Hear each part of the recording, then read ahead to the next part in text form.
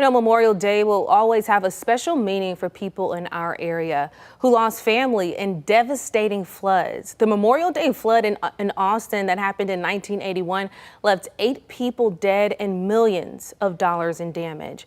During the Memorial Day weekend of 2015, the tragic Blanco River flood also took lives. KVUE's Bob Buckaloo looks back at the floods that occurred 10 years ago this weekend.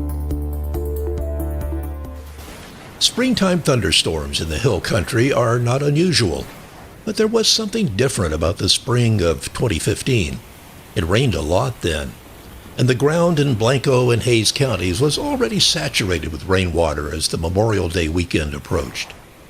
On the night of May 24, 2015, a big storm formed upstream on the Blanco River, and it rained hard for hours. 7 of us are trapped in the attic.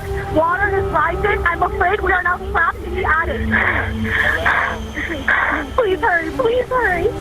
So much rain that a tidal wave 40 feet high roared down the river that night, destroying cabins and vacation homes and 100-year-old trees.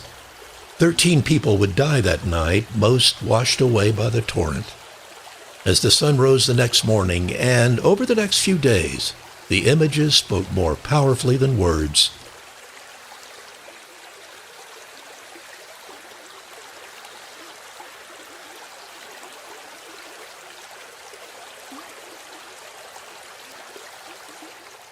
Some of the most stunning scenes of the devastation along the Blanco were captured by a retired UT journalism professor. Gail Wiley lived a few miles from the river. And I took footage along the river, and these huge cypress trees, which essentially served as a canopy over the Blanco River, were gone. And I was in shock. It was the closest I've ever been. I served in the military. It was the closest I've ever been to seeing the aftermath of a bombing. That's what it looked like to me. And many people use that expression.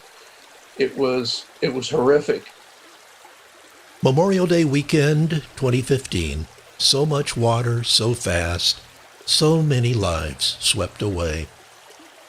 Bob Buckaloo, KVUE News.